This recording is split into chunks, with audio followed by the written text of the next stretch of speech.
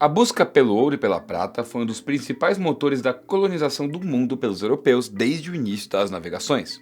Quando os portugueses chegaram na África no século XIV, uma das primeiras mercadorias que procuraram e encontraram foi o ouro da Guiné. Essas minas de ouro foram importantes para que Portugal continuasse sua expansão para a Ásia, onde eles também procuraram metais preciosos, mas encontraram principalmente especiarias. Só que a produção da África e da Ásia nem se comparava ao tamanho das reservas da América. Estima-se que durante os 3 primeiros séculos de colonização, cerca de 90% de toda a prata e de todo o ouro que chegaram à Europa vieram da América. Os espanhóis saíram na frente logo no século XVI, principalmente com a pilhagem do dinheiro dos indígenas, especialmente dos impérios Inca e Azteca, e posteriormente com as reservas de Potosí, que fica hoje na Bolívia. Mas no final do século XVII, portugueses passaram a explorar as maiores reservas de ouro que já tinham sido encontradas na história da expansão europeia. Isso aconteceu numa região conhecida como Sertão dos Cataguases, hoje Minas Gerais.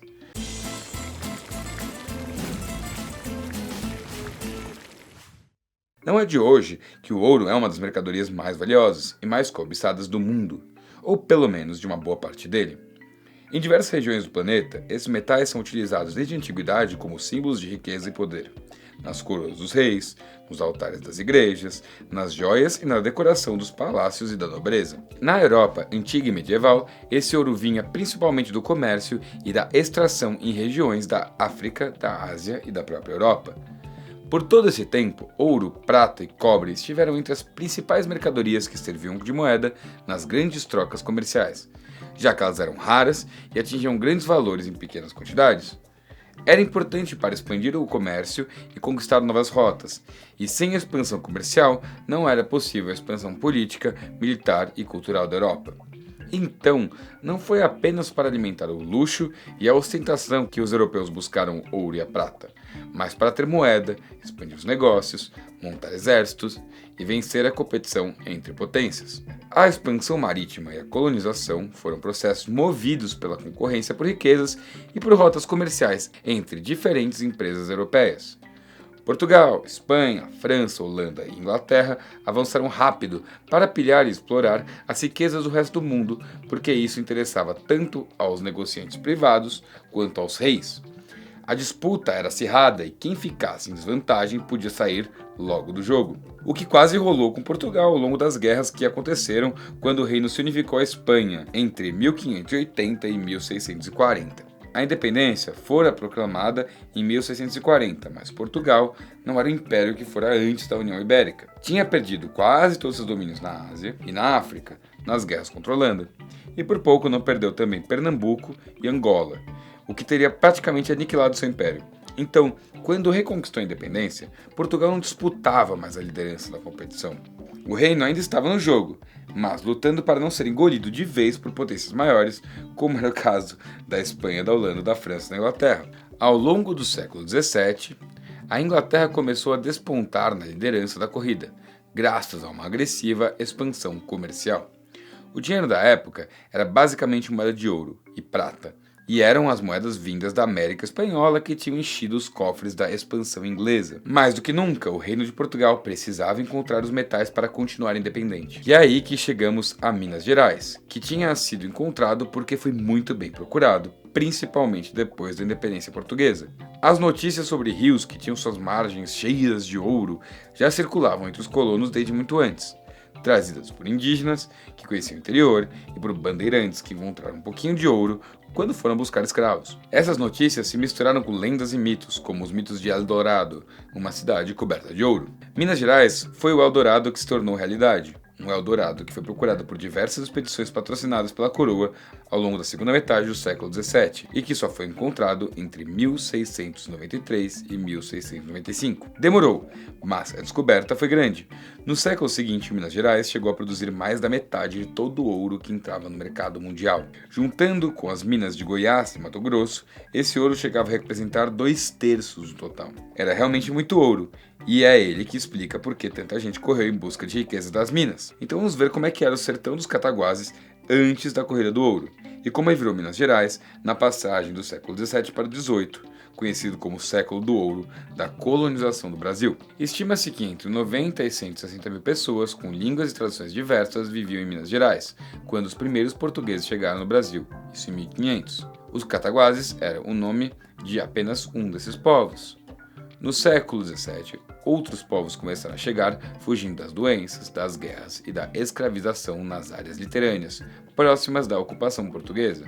Foi o caso, por exemplo, dos aimorés, que viviam no Espírito Santo, e os tupinambás, do sul da Bahia, que se estabeleceram na região de Minas entre os séculos XVI e XVII. Com as migrações para terras distantes, eram comuns as guerras com outros povos que já viviam naqueles territórios. Também aconteceram guerras envolvendo um povo que surgiu no sertão da Bahia, da mistura de indígenas e quilombolas de origem africana, que tinham fugido da escravidão nos engenhos. Esse povo afro-indígena era conhecido pelos portugueses como papudos e ocupou o Vale do Jequitinhonha, no norte de Minas Gerais, expulsando outras populações que viviam por lá. Minas Gerais também já era visitada pelos bandeirantes paulistas desde a primeira metade do século XVII, quando eles organizaram expedições para escravizar os Temenimós, os Tabajaras, os Araxás e os próprios cataguases. Os bandeirantes demoraram tanto para descobrir as reservas de ouro porque eles não ficavam numa região muito conhecida e frequentada pelos povos indígenas, já que os índios estavam mais interessados em terras que produzissem alimentos em fartura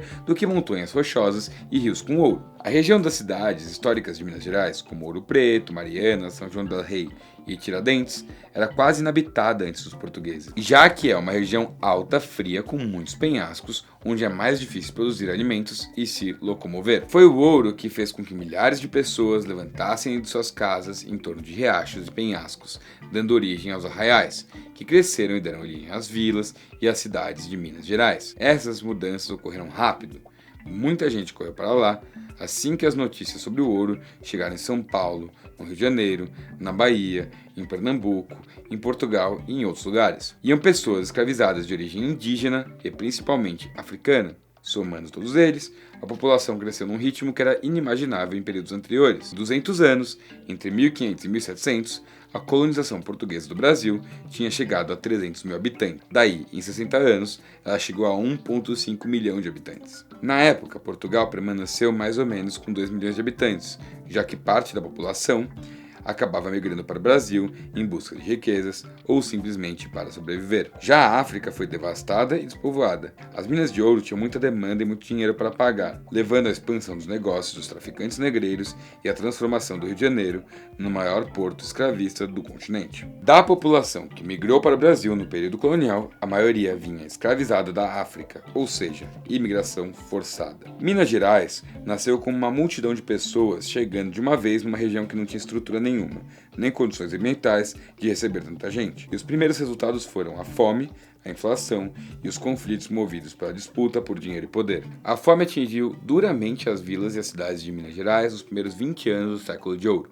As cidades praticamente não produziam alimentos e não existia população rural estabelecida na região. Então, o povo que foi atrás do ouro acabou sem ter o que comer.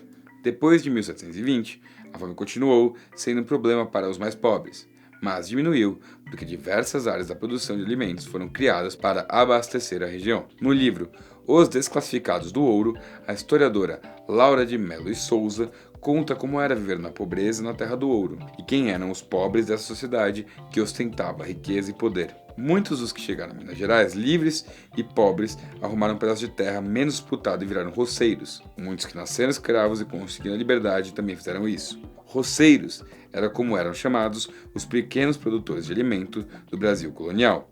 E foi graças a eles que Minas deixou de ser uma terra castigada pela fome e se tornou lugar de uma gastronomia muito farta em carnes, em vegetais, em doces e tudo mais. Criar bois, porcos, galinhas, plantar mandioca e milho e fazer comida boa com tudo isso foi a saída dos pobres livres e dos ex-escravos que sobreviveram numa sociedade que surgiu no meio da fome. Mas também teve gente que montou grandes negócios no abastecimento das cidades mineiras. Esses negócios estão dentre os motivos que levaram à primeira das revoltas de Minas Gerais durante o período colonial, a revolta dos Emboabás.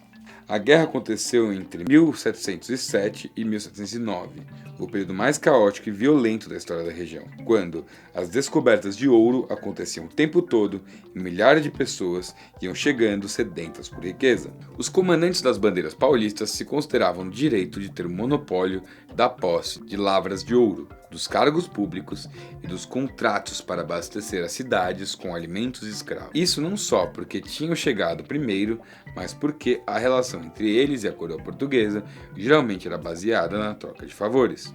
Eles prestavam algum serviço ao rei, como expulsar um povo indígena, destruir um quilombo ou encontrar o ouro, e recebiam em troca vantagens econômicas, cargos políticos e patentes militares.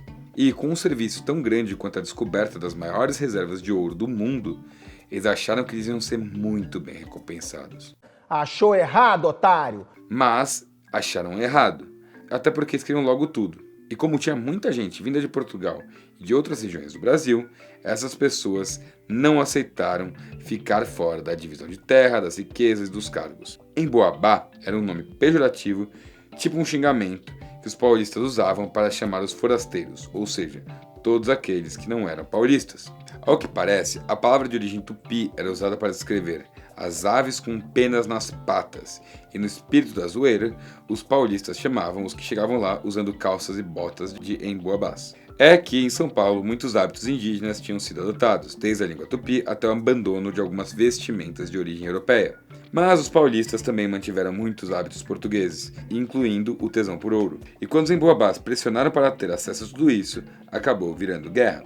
De um lado os paulistas, liderados pelo Borba Gato, e do outro os emboabás, liderados por um grande fazendeiro vindo da Bahia chamado Manuel Nunes Viana. No fim das contas, os emboabás venceram a guerra e muitos paulistas foram tentar a sorte em novas minas de ouro que acabaram sendo descobertas naquela época. Cuiabá em 1719 e Goiás em 1722. Em Cuiabá, a população indígena era imensa, principalmente às margens dos muitos rios que liam Mato Grosso ao Rio da Prata, ao sul, e a Amazônia ao norte. Goiás já era uma região bastante visitada pelos bandeirantes, que descobriram ouro na Serra Dourada em 1722. Também passaram a explorar as riquezas minerais e organizar expedições para despovoar a região. Mas vários povos indígenas resistiram por muito tempo a essas guerras. Por exemplo, a região que hoje é conhecida como Triângulo Mineiro era habitada pelos Kayapó, e como ficava no caminho entre Minas Gerais e Goiás, o governo colonial fechou um acordo com o bandeirante Antônio Pires do Campo, pagando valor fixo para cada indígena que fosse morto. Mesmo assim, os Kayapós dominaram a região até o final do século XVIII, resistindo a todas essas expedições. O ouro de Minas levou a colonização portuguesa ao interior, integrando São Paulo, Rio, Bahia, Pernambuco e outras regiões. Com essa integração, os grupos indígenas e quilombolas que resistiram acabaram cada vez mais encurralados entre diferentes regiões da ocupação portuguesa. Com a colonização de Minas, Portugal também passou a se preocupar mais em garantir a posse sobre o interior do Brasil, negociando tratados com a Espanha e implantando fortes e guarnições militares nas fronteiras. A população e a economia cresceram como nunca, gerando grandes fortunas no Brasil, principalmente no Rio de Janeiro, que se tornou capital da colônia em 1763, tomando o lugar de Salvador. A mudança de capital foi a vitória da riqueza do ouro sobre a riqueza do açúcar, sendo que as duas estavam baseadas na riqueza do tráfico de pessoas escravizadas entre a África e o Brasil. Mas não é que acabou o açúcar e começou o ouro. A cana continuou sendo a principal mercadoria do Nordeste e nunca deixou de ser importante para a economia exportadora do Brasil. Mas a descoberta do ouro levou a uma crise nas outras economias coloniais, principalmente porque em Minas Gerais eles tinham como pagar bem, com dinheiro, pelas pessoas escravizadas, e os senhores de engenho do Nordeste não tinham condições de acompanhar a subida de preços. A formação de Minas Gerais levou à transformação do Rio de Janeiro no maior porto escravista do continente, que recebeu mais de 1 milhão de pessoas ao longo dos séculos XVIII e XIX. Mas, sem dúvida, a maior parte desse ouro foi para Portugal, e de lá se espalhou pelo comércio entre países europeus, chegando também à Ásia e à África na forma de moeda. O ouro de Minas foi essencial para que Portugal mantivesse sua independência depois da perda perda da maior parte de suas possessões na África e na Ásia. E Portugal dependia também, cada vez mais, da proteção militar da Inglaterra para manter seu império, já que ela tinha se tornado uma potência militar invencível, principalmente nos mares. Em troca dessa proteção, Portugal tinha a oferecer acordos comerciais que beneficiavam os ingleses e fortaleciam ainda mais seu império. E foi assim que boa parte do ouro de Minas foi parar na mão dos ingleses. Então, não é que os portugueses foram enganados ou feitos de trouxas na negociação dos acordos comerciais com a Inglaterra. É que, na concorrência entre os estados, o poderio militar é uma forma de impor interesses econômicos. Enfraquecido pela perda militar durante a União Ibérica, Portugal tinha duas opções: ou usava o ouro do Brasil para comprar aliança com a Inglaterra, ou poderia acabar tendo o Brasil invadido por ingleses e outros concorrentes. A escolha pela proteção inglesa garantiu a Portugal uma longa sobrevivência de seu império colonial e a conquista definitiva de sua independência. Para a Inglaterra foi um ótimo negócio e o século XVIII acabou se tornando o século da Revolução Industrial por lá. Mas com que dinheiro que eles fizeram essa Revolução Industrial? Exatamente, com o dinheiro advindo do ouro de nosso país. Bom, é isso aí, galera. Espero que vocês tenham gostado desse vídeo. Se você gostou, deixa seu like. Se não gostou, explica por que você não gostou. Se você tiver alguma dúvida, pode mandar aqui nos comentários ou no nosso e-mail, que é contato@canalrevisão.com.br. Ou ainda, se você quiser nos ajudar, pode ajudar a gente pelo nosso financiamento coletivo, que parece pouco, mas ajuda muito, que chama-se apoia.se/canalrevisão. Bom, é isso aí, galera. É nóis. Falou.